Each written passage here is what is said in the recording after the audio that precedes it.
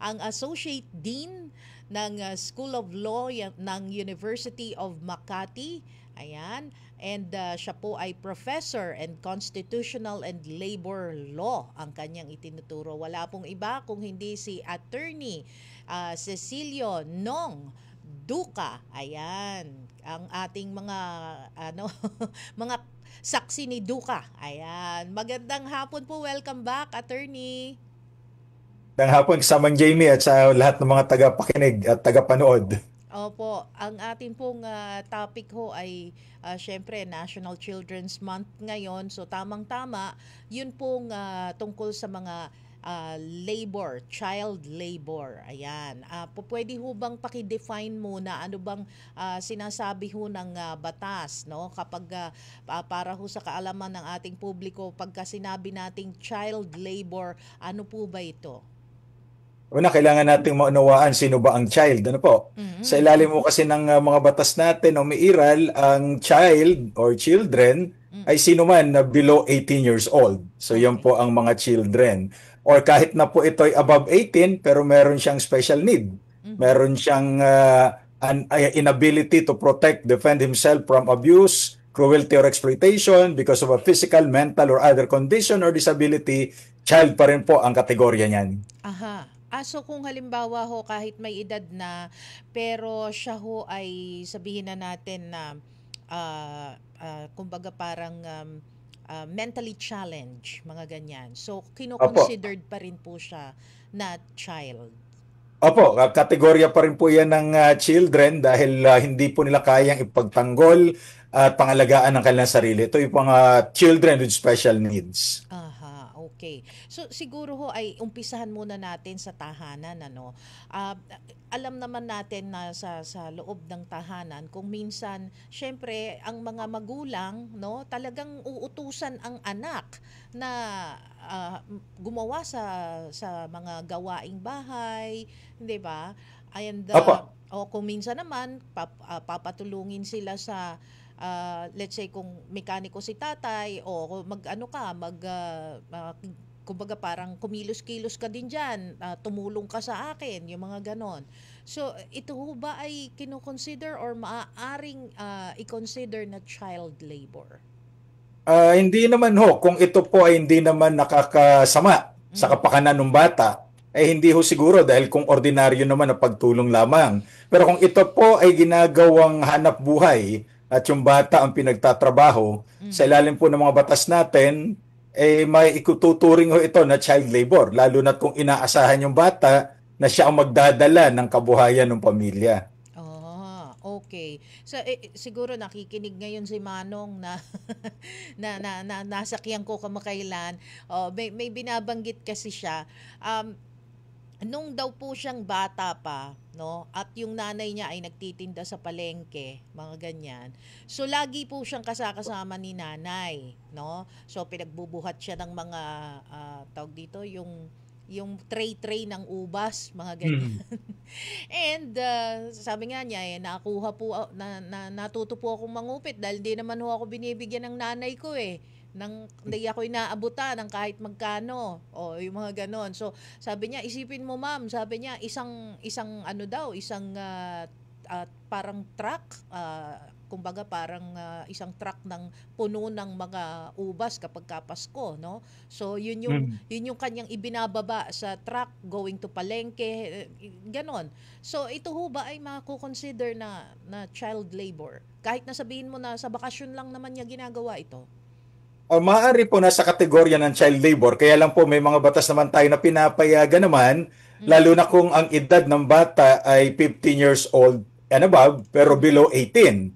So Mm. po pwede na pong magtrabaho ito, subalit ang trabaho po ay hindi pa rin nakakasama at nakaperwisyo sa kapakanan ng bata. Aha, bakit ho sa tingin ninyo ay nagpapatuloy itong ganitong practice? Na-remember ko nung high school ako and until now na parang naging reporter na din ako. Nagiging issue ito lalo na kapag Pasko. Natandaan ko nung araw na talagang nagiging ano to talamak na issue, no? nabuksan sa media na there was once upon a time there was parang paggawaan ho ng paputok diyan sa may Bukawi, no? And then it turned out na yung mga bata ho pala ay ginagawa nga nila na parang laborer doon. So until now, I think meron pa din. So bakit ho kaya sa tingin ninyo ay ah, kumbaga talamak ito at bakit laganap pa rin, 'di ba? May kulang po ba sa ating batas or paano ho ba? Oh, siguro ang dahilan diyan yung kahirapan ng mga Pilipino. Mhm. Dahil po sa kahirapan ay yung mga bata ay napupuwersa na hindi na mag-aral at tumulong na lang sa kanilang mga magulang. Yung Yes. iba naman no siguro dala ito ng naghiwalay yung mga magulang, so walang ibang magtatrabaho, inaasa dun sa kanilang mga anak. Kaya lang po hindi ho dapat ito eh. At siguro kailangan din natin na maipatupad ng tama yung mga batas para sa proteksyon ng mga bata.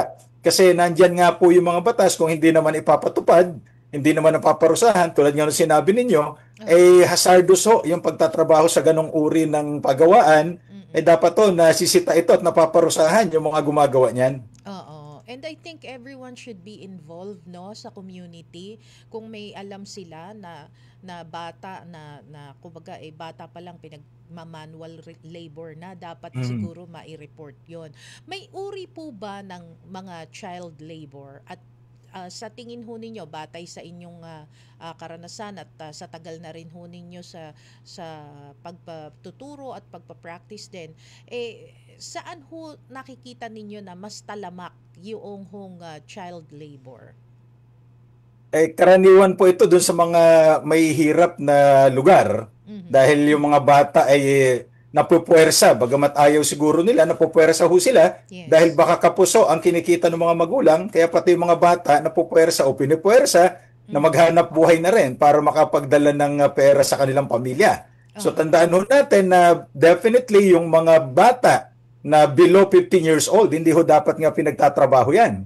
So ngayon po, unless ito ay directly under the supervision ng kanilang mga parents or guardians, at hindi pa rin ho dapat hazardous ang trabaho.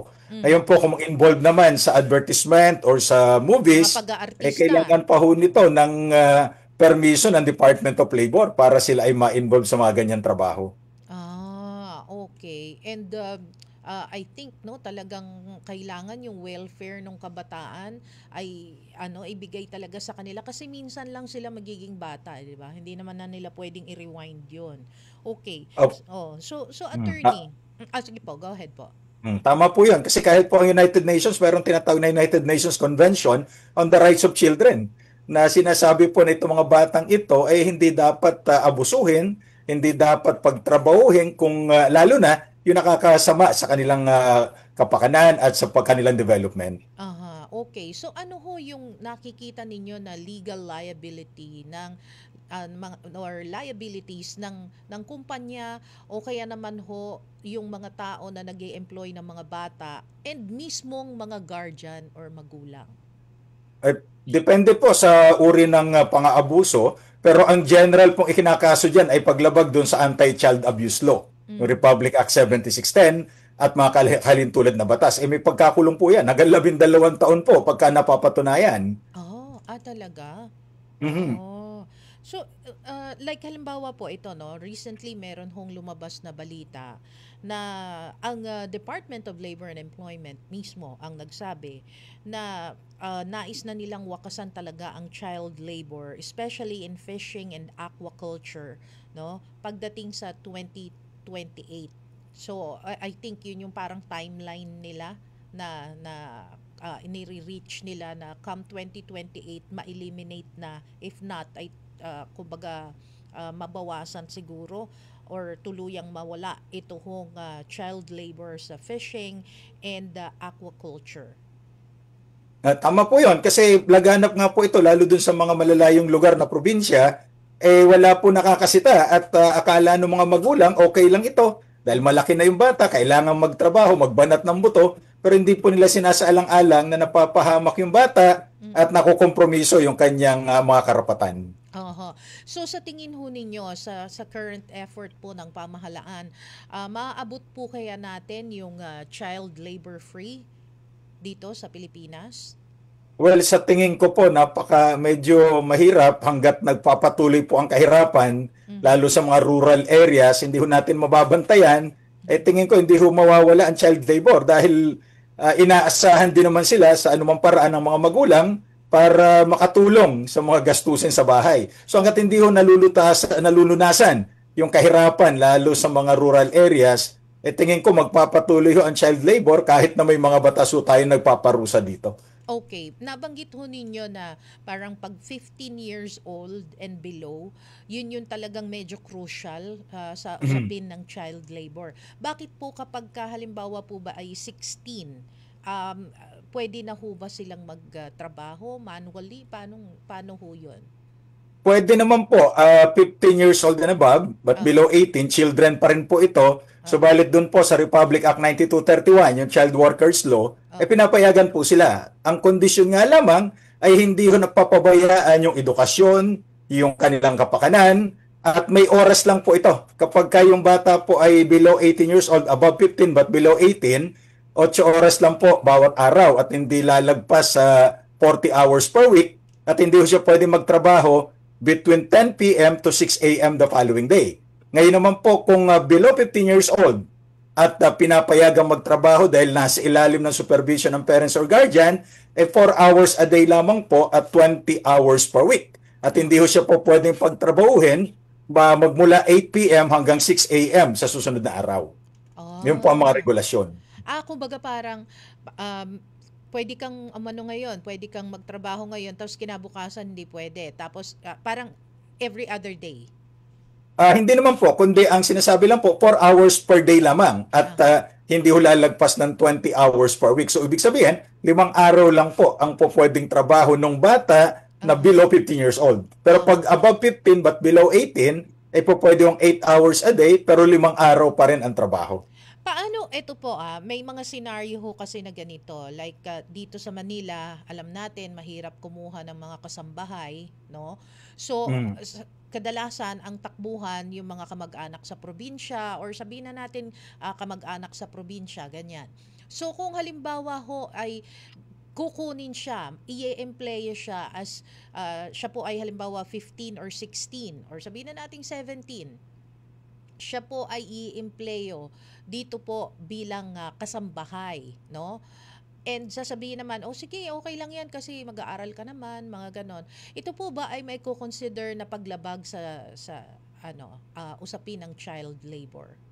Hindi naman po, kasi po yan ay above 15 na at pinapayagan naman po sa isa pang batas, yung pong Republic Act 10361, na kung Aha. kukuha po ng kasambahay, dapat 15 years old and above.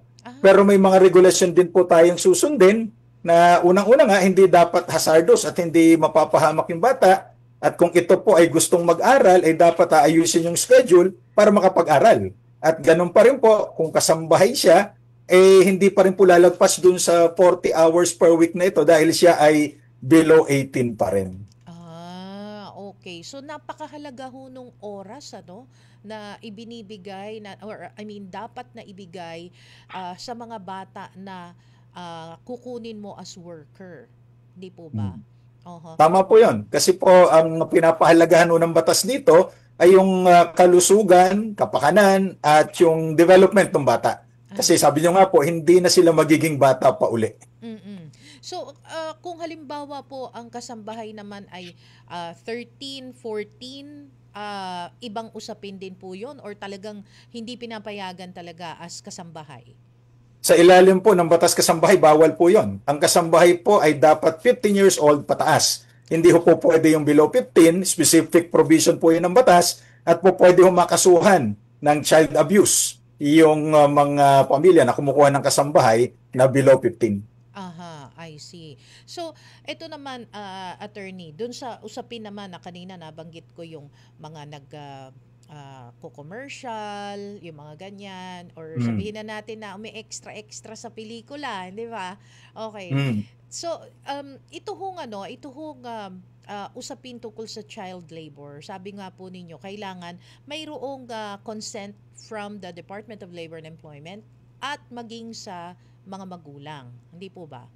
Tama po yun. At may Oo. karagdagang regulasyon po na Mm. kung sila ay nasa movies o kaya television or advertisement, hindi ho sila po pwedeng ma-involve dun sa pornography, gambling, at saka any form of violence. Bawal din po mag-endorso ng mga sigarilyo, ng mga alak, at kung ano pa mang nakakalasing ng mga produkto. Bawal po yun. So kung halimbawa may mga eksena na mga masiselan like ligaw-ligawan, mga ganyan, ito po ay ipinagbabawal din po ba sa batas? Pinagbabawal po kung below 15 yung bata kasi hindi po nakabubuti sa kanilang kalagayan ito. I see. O ayan, ako. Paano ho yung kitaan? Ayan, dito papasok lalo na kung halimbawa yung bata ay kaliwat kanan ng commercial, di syempre alam niyo naman ang commercial, malalaki ang bigayan diyan. So, Mm. paano Oh, po yung sige. ang kita po ng bata ay dapat para sa bata ipaglaan po ng trust fund at ayon po sa batas, ang pwede lamang gamitin ng pamilya ay 20% ng kinikita ng bata. Hanggang doon lang po. Pero tingin ko hindi naman natutupad ito sa tunay na buhay. Oo, kasi ngayon kung minsan yung mga nai-interview ko minsan sa TV, pwede mag-aartista ako para maibili ko ng bahay si mama at si papa. I mean, well, kumbaga parang no, napaka noble ng nung bata, no? Kumbaga parang hangaan natin and all. Pero yung kumbaga parang kung titignan mo, kung iisipin mo din, teka parang baliktad ata, hindi ba dapat yung magulang ang nagpo-provide noon for them? Tama po yun. Kasi labag sa batas po yun. Dahil yung kinikita ho ng bata, 20% nga lamang ang po pwedeng gamitin ng pamilya para sa pangailangan nila. Pero Oo. sabi ko nga ho sa inyo, hindi naman natutupad din sa tunay na buhay talaga. Oo, oo. So, ibig ko sabihin ba, pwede na kumbaga parang wag talagang gamitin yung pera ng bata. Kasi sabi nyo nga, 20% lang ang dapat na para gagastusin ng buong pamilya. So kung kahit na sabihin mong nagmagandang loob na yung bata na, sige ako na po magpapaaral sa mga kapatid ko and all, still, hindi ito dapat. Parang ganon. O, kung susundin po natin ang batas, bawal ho yun. Kasi hindi ho obligasyon ng bata na buhayin ng magulang. Obligasyon ho ng magulang na palakihin at buhayin yung mga anak nila. Oo, tama naman. And syempre, by nature, tayo bilang pagtanaw na lang din siguro ng utang na loob sa mga magulang, Mm. no? Pagka sila ay nasa old age na, then that's the time na bumawi tayo. Or the only time na makakabawi lang naman tayo sa magulang natin ay higitan natin yung ginawa nila na pagpapalaki sa atin, hindi po ba? Tama po yun. At uso sa atin yung utang na loob. Wala hong Pilipino siguro na hindi marunong tumanaw ng utang na loob, lalo sa mga magulang natin. Oo, tama naman. Anyway, attorney, kami po ay nagpapasalamat sa inyo and kayo po ay regular na nakakasama po namin. Baka po meron pa kayong mensahe na gustong ipaabot, lalong-lalo na po doon sa mga usapin ng child labor, no? Baka meron ho kayong gustong ipaalala o kaya naman may hindi ho ako na itanong sa inyo na gusto nyo pong i-discuss. Go ahead po. Okay, maraming salamat po sa pagkakataon na makasama kayo at makapanayam kayo sa hapong ito. At shout out to doon sa mga saksi ni Duca at mga subscribers natin. Ngayon po, ang sabi lang ho ni King Solomon, Proverbs 22 verse 6, train up the child in the way he should go, and when he is old, he shall not depart from it. So yung training po na talagang madidevelop yung bata at hindi siya maaabuso. Yun po ang kailangan ng mga bata natin ngayon para magkaroon tayo ng mga maayos na mamamayan sa kinaharap. Ayun. Ako, thank you so much po. And kumbaga, ako po ay natutuwa talaga na nakasama ulit namin kayo. Ayan. Kasama po ako sa Saksi ni Duca. Maraming salamat po sa inyo, Dean, Associate Dean. Ayan. Thank you so much po. Sa uulitin. Salamat po. Okay. Ay, saan po kayo pa pwedeng i-follow, attorney? Ay sa YouTube channel ko po na CD Ducalo. Yan Ayun. po ang ating YouTube channel. At Okay. saka sa Facebook po, CD Ducalo rin po. Please don't forget to like, share, and subscribe to CD Duca Law, where law is made simple and life is made easier. See you next time!